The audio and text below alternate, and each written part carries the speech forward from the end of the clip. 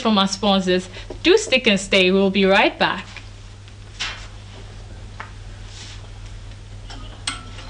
Girls power! Girls rock! Girls power! Yes, we can!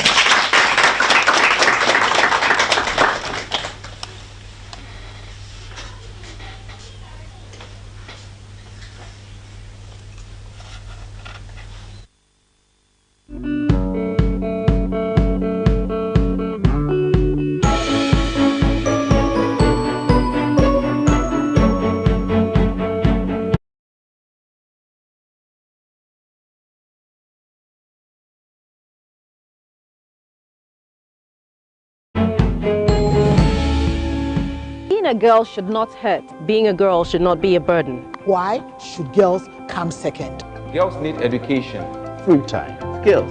When girls do better, we all do better.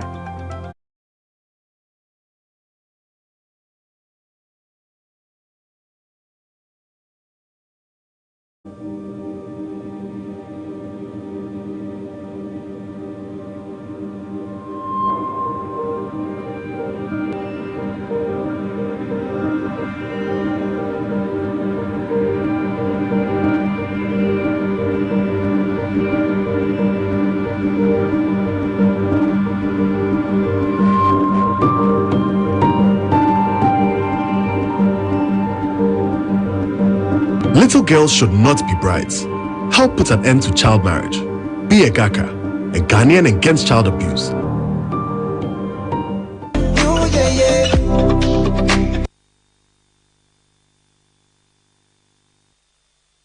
Our world. Usually in this part of our world, Ghana, mental health is usually underrated. And when it comes to emotional issues pertaining to children, is usually overlooked. So today we will be discussing child labor and child trafficking, as well as interventions that have been made and progress so far. So today, my guest, we have Mr. Peter Entry.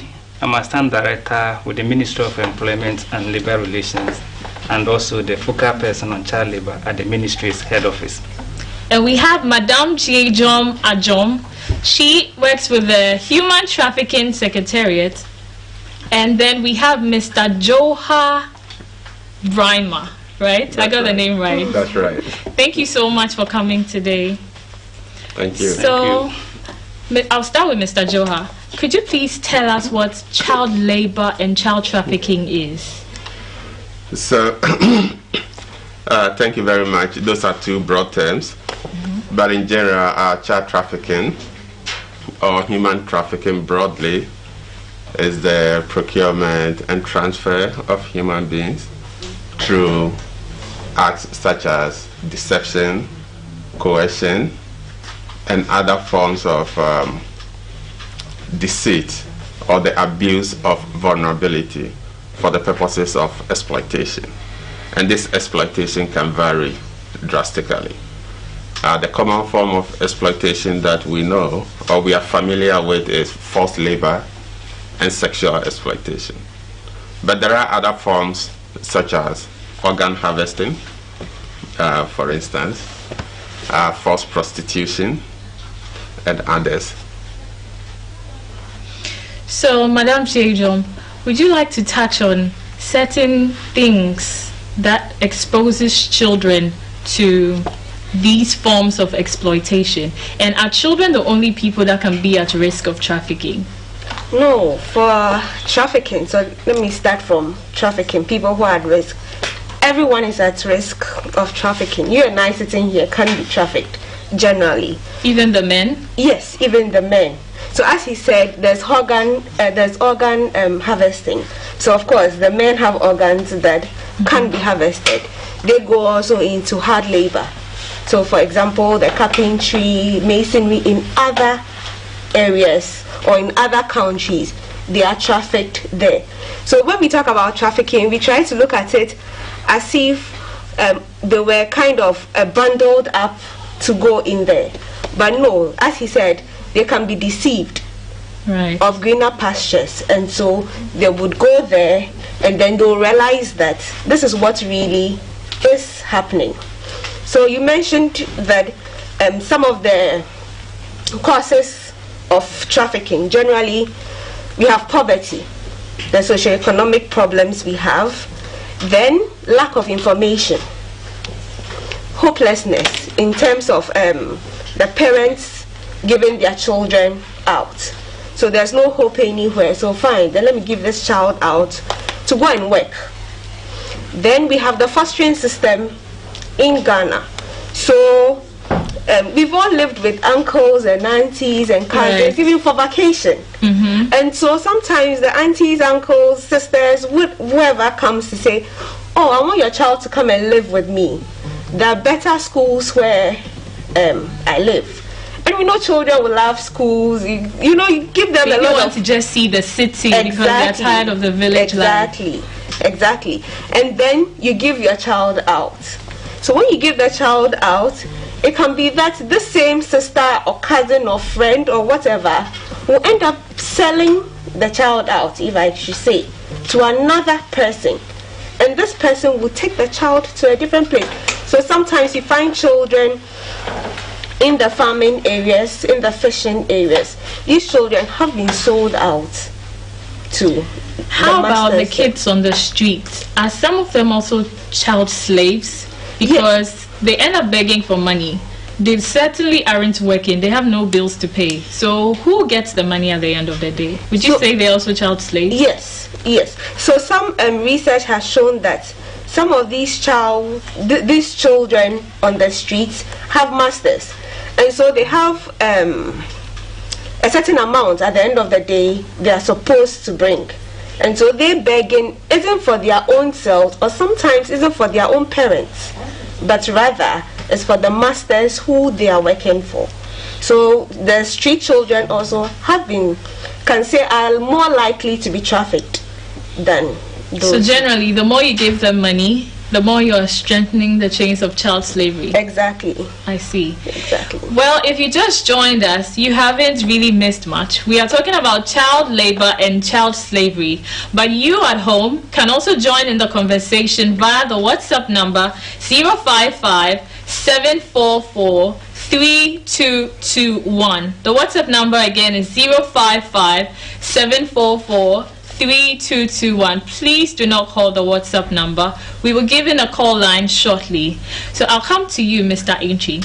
So would you say that there is an age limit, since you work with the Ministry of Employment, Labor and Employment, you would know this. Would you say there is an age limit where a child or a person in Ghana is expected to work? And how do those regulations, how are they seen through? How do we see through those regulations? Thank you very much, and I want to use up this opportunity to say hello to my minister, my deputy, and then the chief director, my directors, and all the officers of Ministry of Employment and Labor Relations. Indeed, there are regulations, laws governing employment of people in Ghana, and that is what the ministry is there to ensure that these regulations are being enforced. Let me explain the child labor before I come to the types of work children can do. You see, we're not saying child labor doesn't mean that children shouldn't work. Children are supposed to support their parents in household chores and in economic activities. But where the engagement in this type of work is able to or is likely to have negative influence on their education, as attendance of school or their opportunity to benefit from educational instructions, their health, their development, then we term that type of work as child labor. So these are the three main criteria we are using here. So we can do the work, but if that work is done in such a manner that it will have impact on your health, education, and development, then you are into child labor. So the Constitution is very clear on that. That is Article 28.2 is very clear. It states what children are supposed to do. Ghana has gone further to develop the Children's Act that also talks about child labor and make provisions for work that children can do. And again, Ghana has ratified two major international labor organizations That's ILO. These are international organizations made up of government, unions of workers, and unions of employers. So they come together, the tripartite, they come together. And these three come out with regulations. Two of them deal with child labor. One is on the minimum age for engagement of children in work. So which is, could you tell us the age? Yes, so Ghana has this in our Children's Act, that is which was developed in 1998. So they give a limit that children who are 15 years can be legally employed. 15 years. So the child, let me give you a definition, that is any person who is below the age of 18. And here we are taking your complete years you've attained. So if you are 17 years, 11 months, 25 days, you are still a child. Right. So that's the definition. So in that case, if you are 15 years, you can be engaged, but here you should be under supervision, and you should not be engaged in hazardous work, or I will come to that, or worst form of child labor. I will explain what it means. Then children who are from 13 to 14 years, 14 years can also engage in type of work we call light work. Light work. Yes, and this light work, most people explain it to be domestic chores, and it goes beyond that. It can be economic activity. Let me give you an example. I'm a child. My mother engaged in trading, so I closed from school. I've done my homework. My mother's shop is there. He needs to go home and then prepare food. He engages me. They have to stay there and then maybe selling the items to people for about 2 to 3 hours. Then when I'm done, I'll go and support some few other activities, do my homework, and then have enough rest. I have engaged in economic activity to support my parents. This is not child labor. Yes, if it doesn't have the three elements I mentioned. And then children below 12 years and below, this is where there's issue. They are not supposed to engage in any meaningful economic activity. But we can also allow our children to stay there till 12 years before they engage in anything. So they can also support in minor activities we call maybe for socialization, because this is where they learn some basic things. So they will be supporting, but they shouldn't be engaged in many activities which may also have that impact. So we can send them on an errands as they perform or they come closer to us. They will be monitoring what we do, and they gain some skills so that when they attain 12 or 13, they can also engage in light work. For 15, they be again in employment, but not in hazardous or worst form of child labor. Okay. So the worst form of child labor, again, I mentioned two instruments. I said one is on the minimum age for engaging children, which is 15. Then there's another one, which is the worst form of child labor convention. That determines the type of work which is that is, if we are to grade it, it is the highest degree, so children shouldn't go there. Hazardous. So it's a worst form of child labor, and there are 4 main indicators for that. One has to do with trafficking, sexual exploitation, or debt bondage. At times somebody can be in debt, and they will use their child to go and service that debt. No, it is a worst form of child labor. Right. So we should know that is the first indicator. Slavery or slavery-like activities. So the trafficking he mentioned falls squarely there. The second aspect, in the indicator of worst form of child labor, has to do with the offering of children for pornographic activities or pornographic performances. It is a worst form of child labor because there are economic gains that others derive from it. And the third one has to do with, again, offering or procuring children for illicit activities such as drug peddling. That is also a worst form.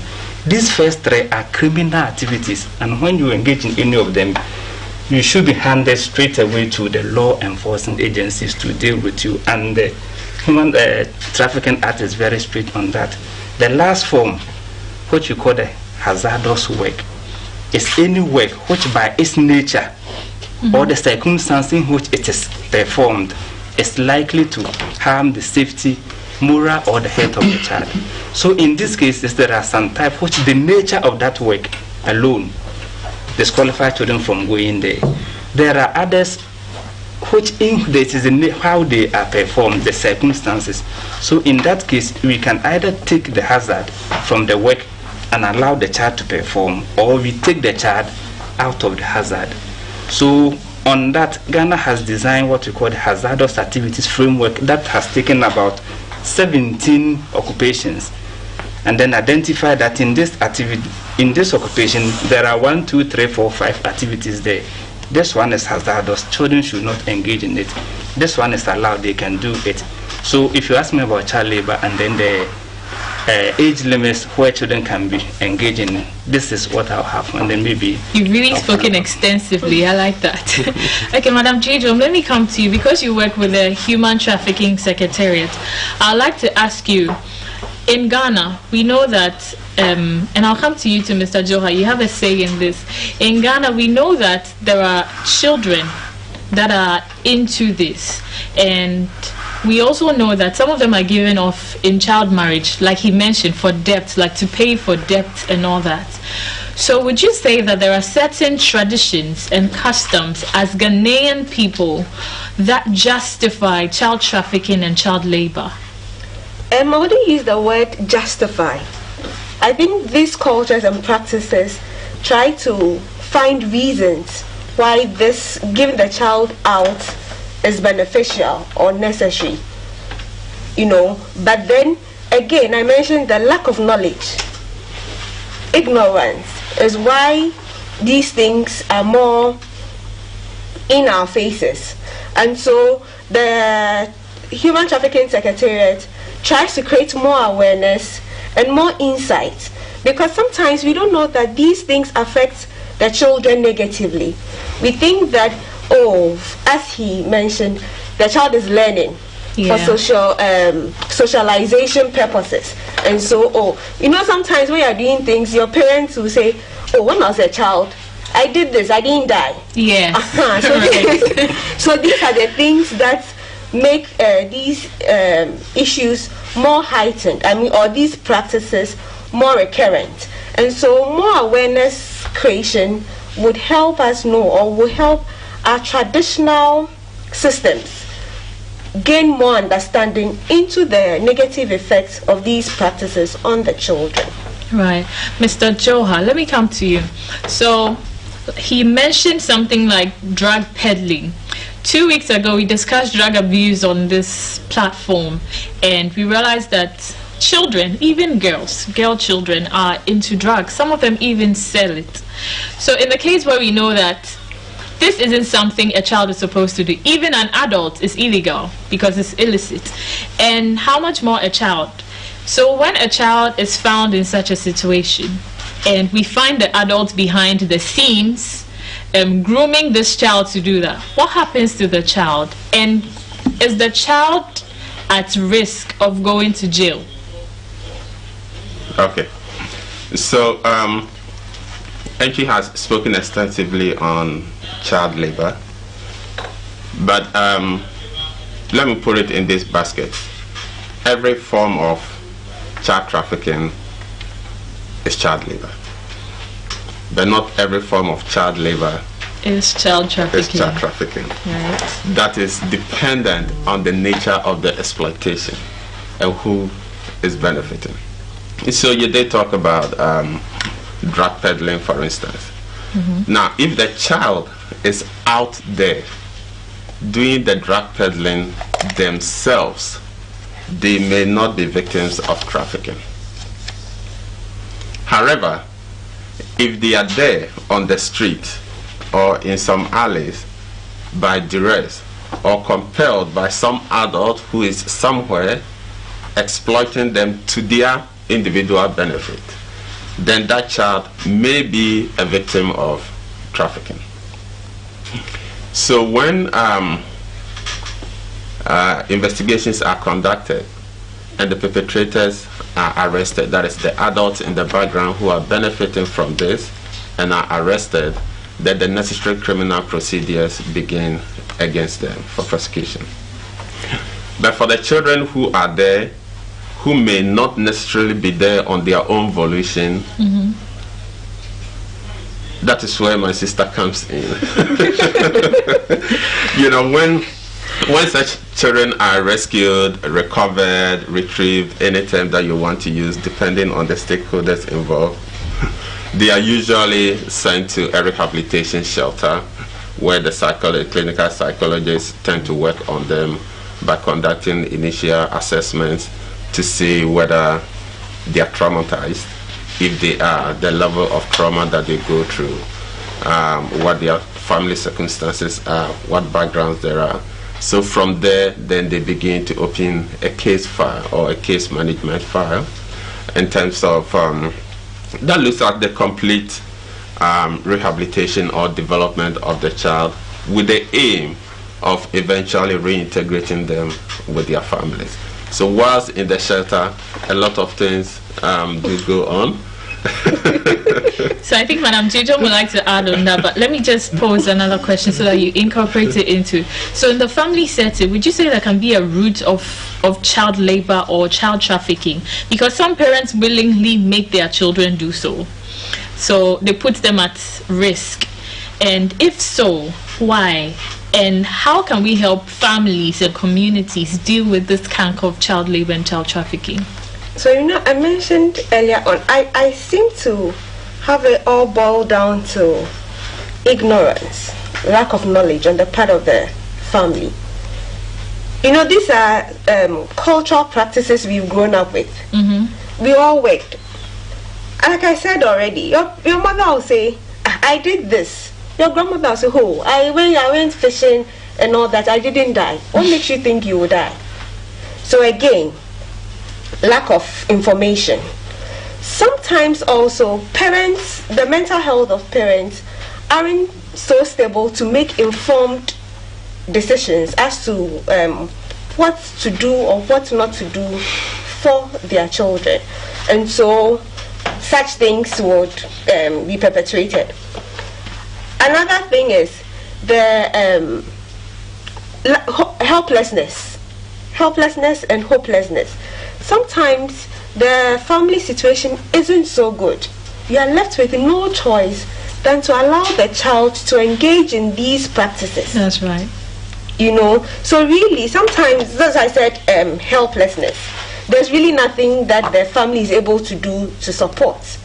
Then generally we have we live in a society where I can say that we have a little level of empathy towards the poor. You know, some people may have, but will not be willing, I mean, in the community, but may not be willing to support children or families that do not have. You know, we see them to be lazy and all that. So it feels like, oh, okay, even if I help, they'll use it for one thing or the other. But when you go deep, you realize that there are other underlying factors that cause these forms of that cause these child labor and trafficking. So again, as Joha said, when they are brought to the shelters as clinical psychologists, we try to identify some psychological problems that they may go through. These children face a lot of abuse and violence. Sometimes they may experience depression, anxiety, trauma, post-traumatic stress, even after they have been rescued. Their self-esteem goes low, they have lack of confidence, they are isolated, hypersexuality, and quite a number of other psychological problems. And so we try to identify these psychological problems. Again, the level of psychological problems are relative, because not everybody in the same situation would experience psychological problems in the same, the same level. Some people's own will be heightened, because probably from the it begins in from the family. There's a sense of guilt, there's a sense of shame in all that. You see, so we try to find out the different levels that the children may fall in psychologically. And then based on that, we offer a number of counseling and psychotherapy sessions, create a safe space for them to be able to talk about the abuse, because sometimes they internalize it. Yeah. And when they internalize these abuses, there comes the self-harm, where they can only cut themselves. The pain from brings some form of relief to them. Then suicidal ideations happen. So when we try to create a safe space where they'll be able to share and talk about these problems, these abuses. Again, at the shelter, we take them through number of skills training, because it's a way of letting out their pain. Instead of, some people generally, even for a number of days or weeks, may never be able to talk about what they have been through.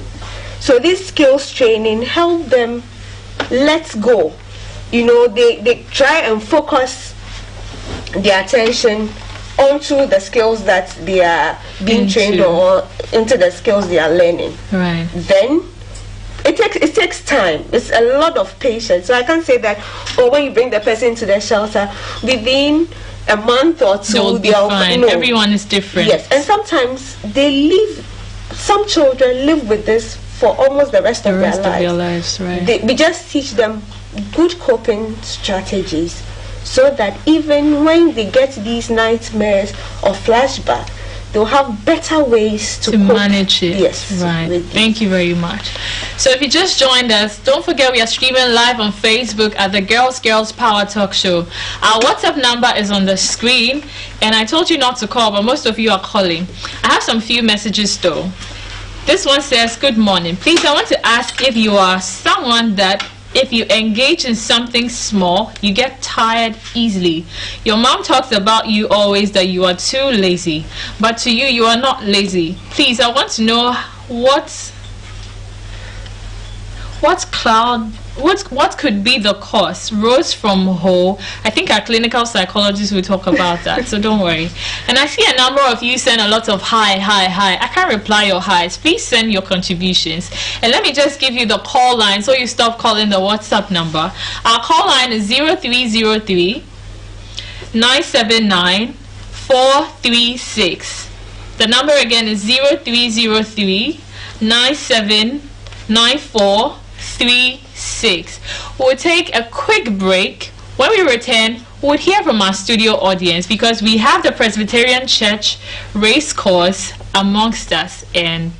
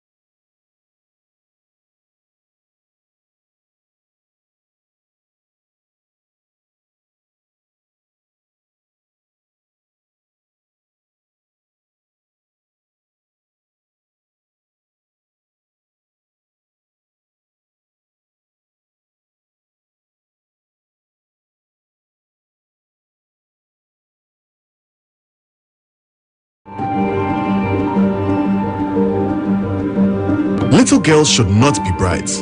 Help put an end to child marriage. Be a Gaka, a Ghanaian against child.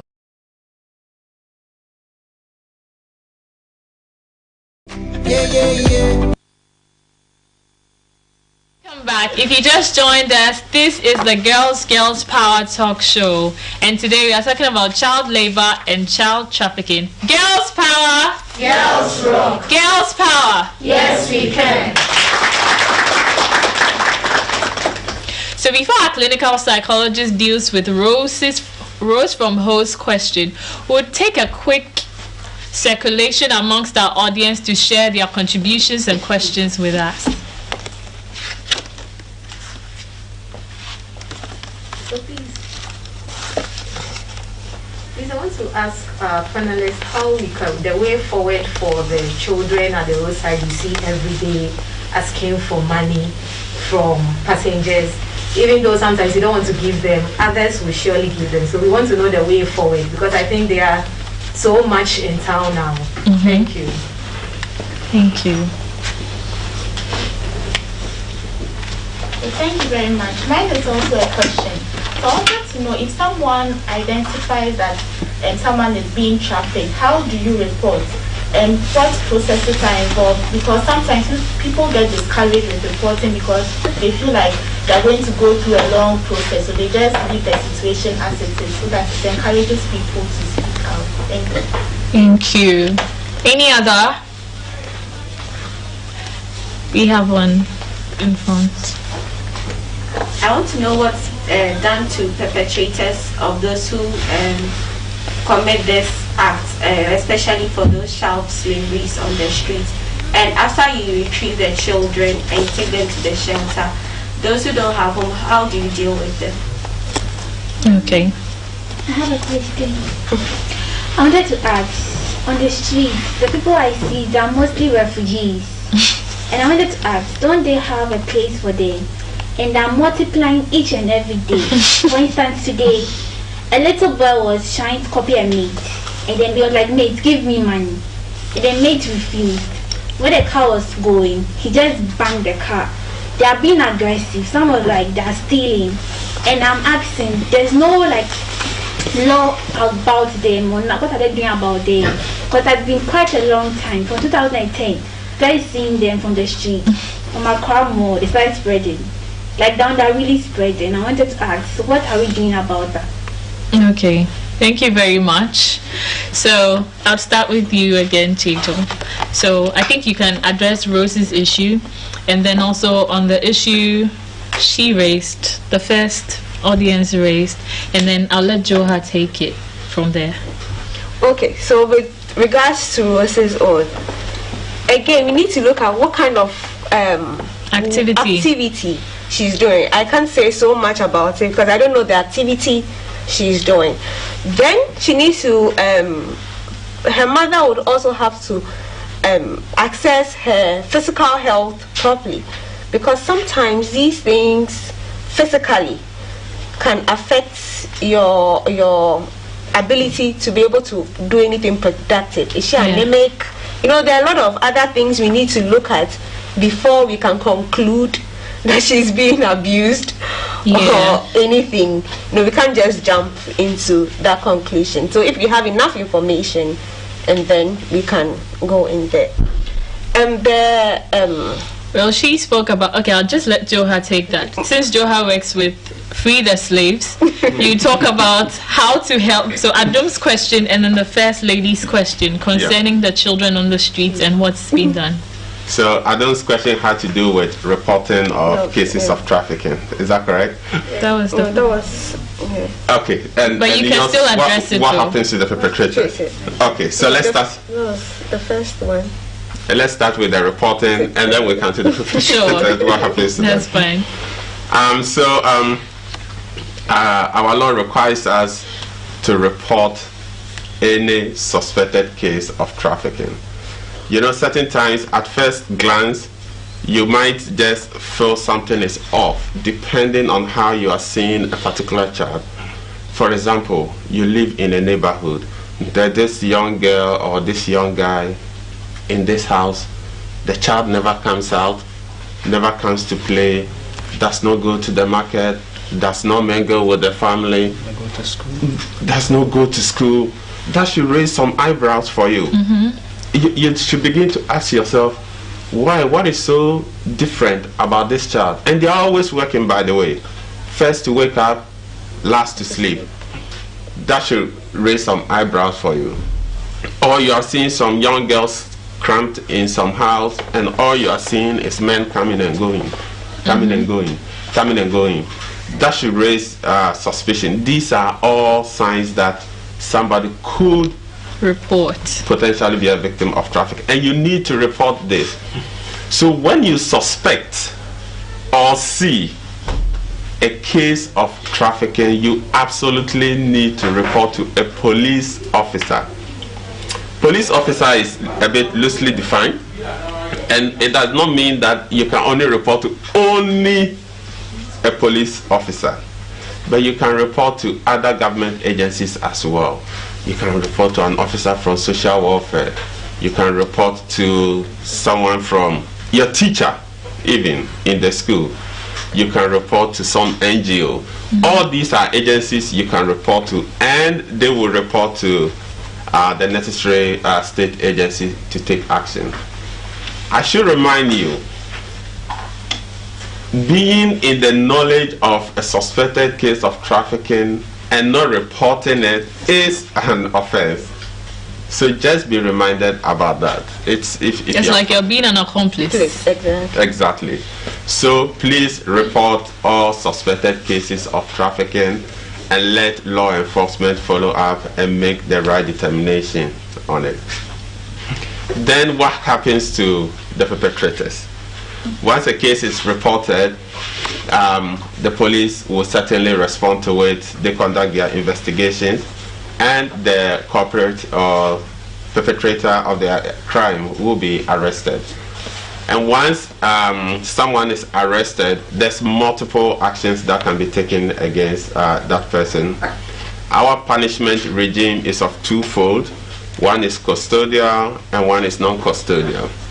Under the Human Trafficking Act and its accompanying legislative instrument, depending on the circumstances of the perpetrator. For example, sometimes the perpetrators are the biological parents of the children.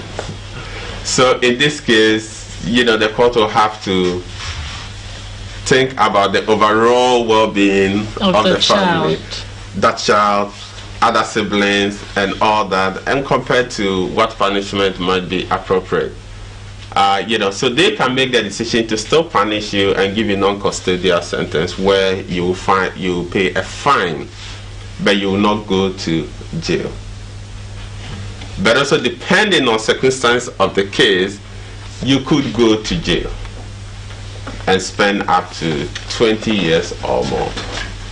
Once someone is convicted of trafficking, other additional actions can be taken against them. For instance, the victim in that case may also launch a different suit, for compensation.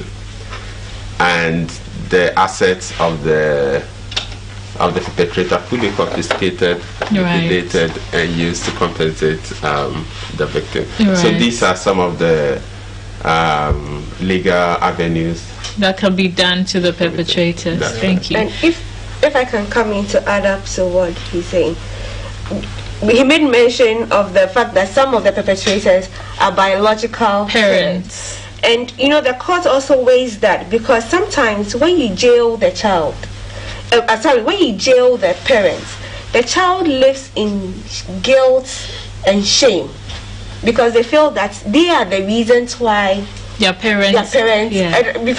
I've had to deal with such a case before, and it takes a lot for the child to be convinced that you are not not at fault. So the court also looks at these situations around it. And sometimes there's no family to take the child if the parent is jailed.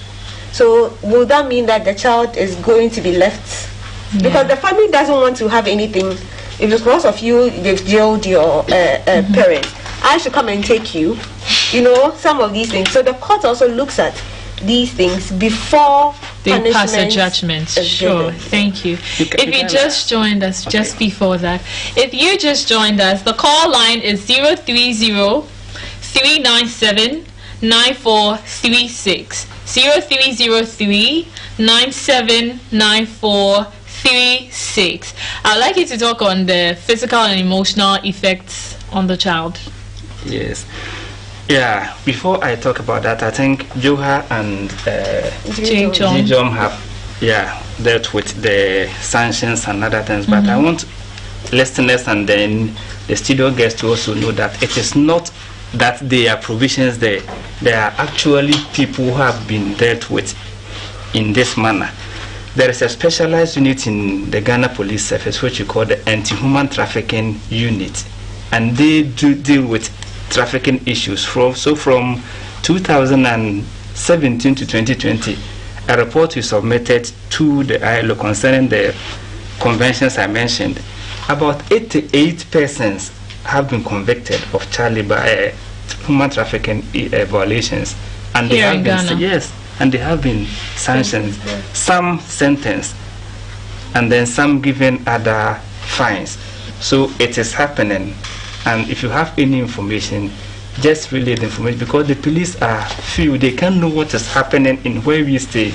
It is only us who can volunteer this information to them, and be assured that when you report this information, your identity will be concealed. No one will get to know that you reported, so there is no need to entertain any fear. And then child labor, of course, when people go through this, it has a lot of Can you tell us certain physical things, especially I'm concerned about how you can tell a child is being in such a situation, and how can the child call for help, because sometimes they're in a situation where they don't even know what to do. Okay, see, in that case, Joha, I think, gave these indications, because at times these children are confined to some places where you may not even know. So these indicators that he gave, that you may see that there seems to be a child who is an area who is always isolated from the rest. You only see the child maybe once within some number of time. So it raises concern that, so what might this child be doing, or what might be happening that this child doesn't come out? So you can just inform people to, or the authorities to now make an inquiry into that. Because there is a unit within the ministry called the Department of the Ministry, Labor Department, that have labor inspectors that have right and mandate to inspect every workplace. So they can go to every workplace and inspect there to find out what is happening. And when they do, but their numbers are very small, which we need others to also volunteer such information. But when people go through these forms of abuses and then work that is beyond their capacities, it has negative impact on them. First one, you see that the best place to develop our children is through schools and other vocational and technical training available options. But unfortunately, these children exit school early. They don't acquire any skills or any vocational education to enable them to be employable. So you see them just in what you call the cyclical poverty. We have a caller on the line. Sorry to cut you, but the call line is 0302 986065. 0302 986065. We have a caller on the line. Oh, we lost the person. So please continue what you were saying. So some of them, the work that they do may be hazard, or the hazard I mentioned, it can, some may be physical damage to the child. They can be hurt, some may be amputation of hands, some may be other things. Even there are others who on the voter lake, we are told, go into deep diving to disentangle, and some die out of that. They have some sores and other things physically. There are others that are ailments which you cannot see now, especially application of harmful chemicals and other things. So you may not see it now, the effect may be later. So these children may not grow well, and since they don't have these skills to be employed, you may see that they will just be limited. They become a liability on the state. And mind you, when they become a liability, they must survive. So that is where they enter into other criminal activities. We were in one of our sensitization, the MC for Bekwai municipality said something which was very critical. He said, child labor is like that harmless egg which hatches the deadly serpent. Wow. Yes, so if you don't take it, we just remember, oh, these people want to make living, they are just on the street, let's support them with our 1-2 cedis. When they grow, the 1-2 cedis we are giving them wouldn't be enough. So they will now become that deadly serpent which we just managed from that harmless egg. So I have a message from someone. I think you can answer that. The person says, good morning. I want to find out from your speakers to give us the breakdown of the statistical child labor and child trafficking recorded between 2020 and 2021. As of today, because it seems ministry responsible for that are not up to the task. From Bola Ray Jr. Do you have the data on 2020, 2021 so far? See, thank you very much. In terms of national level, for you to get that, you have to go through a scientifically administered survey that will come out with the national level survey.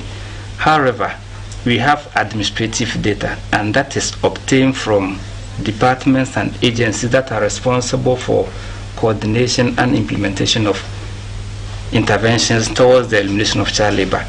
So when the year ends, the ministry through the labor department requests all these institutions to supply data to the ministry for us to collate. But unfortunately, it has delayed. We are still collating. As of now, we have report from less than 25 institutions in Ghana. So putting that figure out there will be a very minute out of the total. But that wouldn't be a national level data. It will be just administrative data. So in terms of those figures, then the minister has to liaise with the Ghana Statistical Service, that is a mandated national institution to conduct surveys. So the only data national level we have dates back to the 2014. Sorry to cut you. We have a caller on the line. Hello, Jude. Hello, Jude. Can you hear me?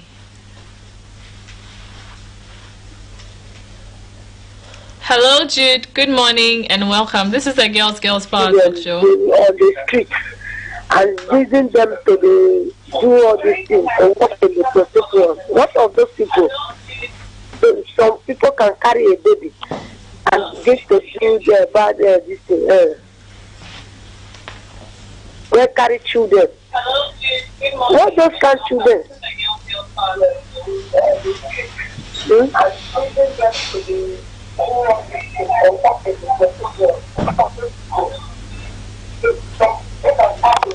So we are struggling to hear you. I think we'll get back to children of maybe some of them 4 years.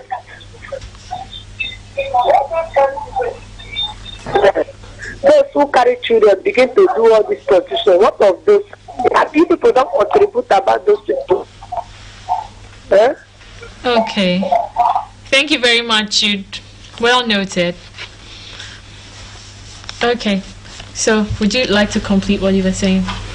So there's no statistical data as such, just administrative to help now, you. So for us to get the national level data, it has to be statistical, scientifically conducted survey that gives us that. But the only available now dates back to 2014 for me, which is 2014. Yes, most of them who were captured in that data might have even passed. They are no longer children. And a lot of households enter the bracket of children. So I think the ministry is in collaboration with the Statistical Service, and new data will come out. So for now, we still have to restrict ourselves to those data which may not actually reflect the reality on the ground.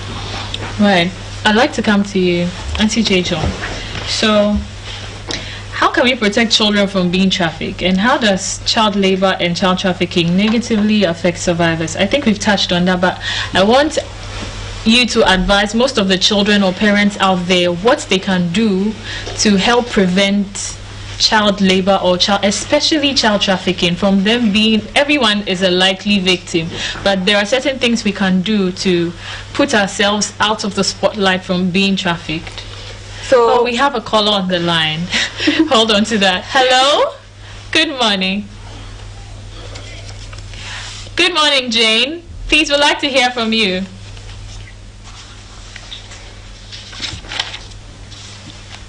Hello, Jane. Oh, we lost Jane. Okay, Madam Tejon, we'll hear from you. Yes, and so what can we do to prevent? To help ourselves. Yeah. Exactly. So what the HC Secretariat does currently is to create more awareness. Like I said, people do not even believe trafficking exists. because again of the fostering nature of our society. So if the person is going to live with an auntie and the person is working, what is the big deal? Yeah. They'll say do you have him? You know, so more awareness is being created. And when awareness is created, you equip the people with enough information to know that when I see this or that, it is trafficking. So I need to do what? Take steps in reporting. So that is what the Secretariat currently is trying to achieve. Put the information out there for people to be empowered and equipped. Also, what we can also do for ourselves is to be on the lookout for each other. Just as she said, maybe you see people, you see a child that isn't looking so good. Your first instinct tells you that something is a bit off. What can you do?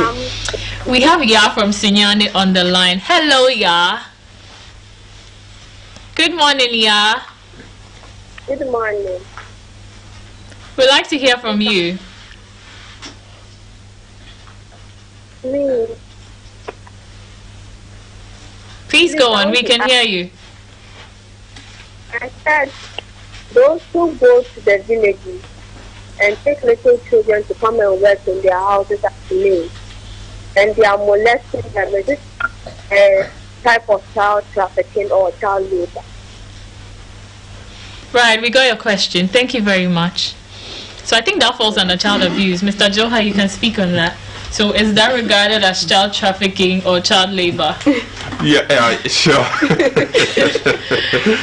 So, you know, her question has to do with those who go around villages. And then take children, bring children to their homes and molest them in the form of helping me out. So look at it this way. Human trafficking is a process. It is not just this activity and it's finished. And this process also involves a chain of actors. So there are times you have agents. There are people who go around the communities doing the recruitment, telling parents all manner of stories. You know, you have 10 children. You cannot feed them. I have a madam in Accra. Let me send 2 to them. Now the parents, due to their own personal circumstances, see this person as a savior. Right. You know, and the more children they let go, the less mouth they have to feed. So in a way, in the short term, it is a relief to them. But there are times some of these parents give the children out with the firm belief that whatever this person told them is the truth. And so they are not thinking the kind of harm the children are going to go through. That's true. Whereas some parents proactively negotiate the price of the child's service before giving the child out. So at the end of the day, the child is going to be abused. They are going to be in child. So would you say child trafficking and child labor falls under child abuse? Every form of abuse, child labor, child trafficking is child abuse. It's child abuse. So yeah, I hope you heard that. That is certainly child abuse and it's also very criminal. Okay, so I'd like to ask you, do you think government and then stakeholders are doing their best? And if they are, could you tell us some of the interventions they have done in the past few years concerning child trafficking and child labor? Thank you very much. And I think I would say government and stakeholders are doing a lot. So they don't talk about education and sensitization, and I intentionally wore this a t-shirt to come here. The ministry do engage a lot of partners to sensitize people, because one of the major causes of child labor is limited understanding of the concept of child labor. Just as they all said, child labor, people will tell you, oh, I did that, so this is not child labor. Oh, I'm training my child, let me do this. So we normally try to confuse child labor with other forms of what that children will do. So the first step that we need to is first create awareness, let people know Like we are doing on this show. Now. So that when they get to know, then they understand and they will not become sensitized. They can now take the information out there. So government engages and partners as well do engage. If you remember this year, the world has declared as International Year for Elimination of Child Labor. And series of education has gone on. I think the ministry has been on this very platform for about 4 or 5 occasions, as well as other platforms. Likewise, partners are doing that. I also mentioned that the best way to bring up our children is through education. And you see that government and partners are also working to make education accessible to children. And other hindrances to education are being reduced gradually. And this was why government is trying to implement to the fullest the free compulsory universal basic education by taking the cost component from it, then move a step further to provide feeding. Though it is not national level, it is gradually being rolled out to ensure that every child is able to do that. And the next one, you all know about the free SHS. That is another component because the statistics indicate that people's transition from JHS to senior high school, yes, there are a lot of gap between those who graduate from JHS and those who go into secondary school. So this gap is also being bridged that children may acquire the necessary or some education. So that is another step. In terms of regulations, another thing, I think I mentioned most of them that government is using to protect the welfare of children. So in a nutshell, when we go to other specific interventions, like in the cocoa sector, which has attracted much attention from the outside world because our cocoa is exported, and most of the time they are threatening to boycott the purchase of Ghana's products. Cocoa. Yes, government has undertaken a lot of interventions in the cocoa sector. We can talk of the mass spraying, cocoa mass spraying, where government engages a gang, which government pays to do the spraying. Then there's another cocoa improvement mechanisms like the fertilizer application, the cross-pollination, pruning and other things. And even Cocoa Board has begun the process of piloting what we call cocoa irrigation to see if it can succeed, and then it will start. Cocoa will be all year round as compared to previously, which was seasonal. They've also managed to engage the purchasers at the other the international level to get very good price for cocoa farmers. So last 2 years they were able to negotiate what we call the living income differential for cocoa farmers. That is to boost the farmers their income, so that, because as we speak, the bottom line, which most researchers have come out, is poverty. That is to tell us. So if you're able to improve their income, standard of living, you are gradually promoting them, eliminating child labor. Thank you very much. Madam Tejon, would you like to give us your last words, like in 30 seconds? Okay. So again, I wanted to just top up with the interventions that government has brought about.